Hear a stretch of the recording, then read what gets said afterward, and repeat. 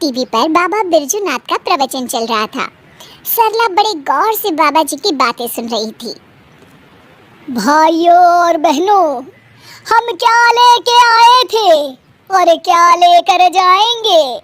दुनिया तो मोह माया का जाल है। हमारे रिश्ते नाते सब झूठे हैं।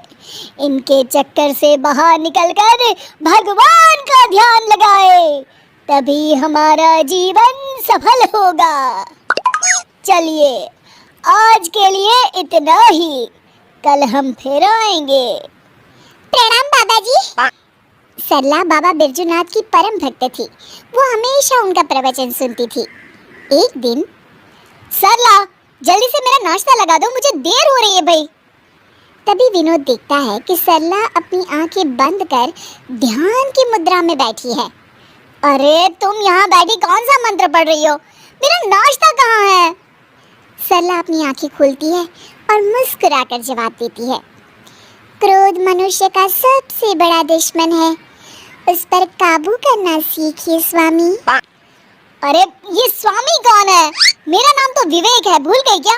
और कब से भूखा बैठा हूँ, चलो ना मेरे लिए जल्दी से नाश्ता बनाओ ना तुम। नाश्ता आप खुद बना लीजिए, इस वक्त मैं भगवान का ध्यान कर रही हूँ। विनोद चिढ़ जाता है। अरे यहाँ कोई मजाक चल रहा है? ये कैसे उटपटांग बातें कर रही हो तुम? मैंने तुमसे कितनी बार कहा है कि ये बाबा लोगों के प्रवचन ज्यादा मत देखा करो। खैर, तुम्हें तो मैं शाम को देख लूंगा, अभी मुझे देर हो रही है। उसी शाम सरला की सास, अरे बहू, कहाँ मर गई थी है? घर में इतना काम पड़ा है और तू है कि बाहर सैर सपाटा कर रही है। माँ जी, मैं तो मंदिर में कीर्तन करने गई थी। अरे वो सब तो ठीक है, पर घर के काम क्यों नहीं किए तूने? और ये किस तरह के कपड़े पहन रखे हैं तूने? नया फैशन है क्या? नहीं माँ जी, ये तो हम सन्यासियों के कपड़े हैं। आज से मैं सिर्फ भगवान की भक्ति करूंगी। अच्छा, और घर के काम कौन करेगा? घर के काम तो आप करेंगी माँ जी। अच्छा, मैं चलती हूँ, मेरा ध्यान का समय हो गया है। सरला अपने कमरे में चली जाती है। इस तरह सरला घर के काम करना बंद कर देती है और मजबूरी में सरला की सास को घर के सारे काम करने पड़ते हैं। कुछ दिनों के बाद, अरे बेटा, ऐसा कब तक चलेगा? इस बुढ़ापे में सुबह से शाम तक काम कर कर के लगता है मैं तो बहुत जल्द भगवान को ही प्यारी हो जाऊंगी। तुझे अपनी माँ की जरा भी चिंता नहीं है क्या? माँ, मेरी तो समझ में नहीं आता कि सरला का क्या करूं। एक बात बोलूं बेटा, जब से बहू सन्यासी बनी है तब से कुछ ज्यादा ही पेटू हो गई है। सारा दिन खाने का ऑर्डर देती रहती है। तभी दरवाजे पर सरला की सहेली कोमल आती है। नमस्ते माँ जी, सरला घर पर है क्या? हाँ है, अपने कमरे में। थोड़ी देर के बाद सरला अपने कमरे से आवाज देती है, माँ जी, 2 कप चाय ले आइएगा और साथ में कुछ नाश्ता भी। अरे जरा दम तो लेने दे महारानी।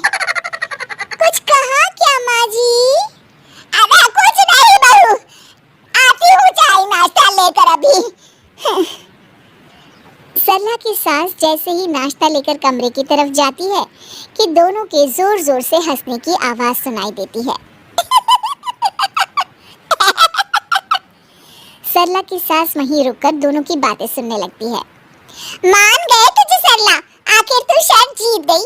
इतने दिनों से तूने अपनी सास को क्या बेवकूफ बना के रखा है और इस घर में मजे कर रही है। अरे वो बुढ़िया आधी बेवकूफ तो पहले से थी, मैंने अब उसे पूरी बेवकूफ बना दिया। अच्छा, तो ये बात है। ठहर जा बहू, अब तू देख ये बेवकूफ बुढ़िया क्या करती है। सरला की सास अपने बेटे विवेक को सारी बात बता देती है। अगले दिन, क्या हुआ माँ जी, ये सूटकेस लेकर आप लोग कहाँ जा रहे हैं? और आज आप दोनों ने मेरी तरह सन्यासियों वाले कपड़े क्यों पहन रखे हैं?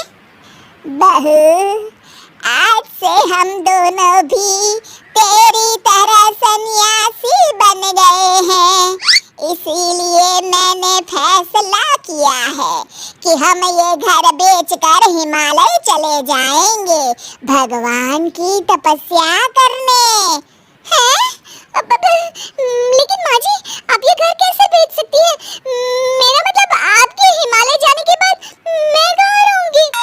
अरे तू भी तो सन्यासी है, और एक सन्यासी को घर की क्या जरूरत। चल तू भी अपना सामान बांध ले, चल जल्दी कर बेटा। बाबा बिरजूनाथ बिल्कुल सही कहते हैं। ये घर बार रुपए पैसे सब मोह माया है, इसलिए तो मैंने आज से अपनी नौकरी भी छोड़ दी है। अरे वो बिरजू बाबा पागल है, उसकी सुन के आप दोनों ने इतना बड़ा कदम उठा लिया। क्या कहा बहू तूने?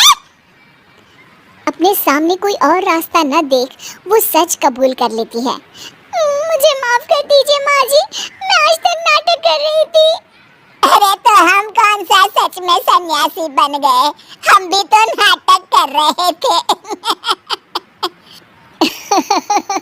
माँ ने बिल्कुल सही कहा, अब तुम्हारे ड्रामे का पर्दा गिर चुका है सरला।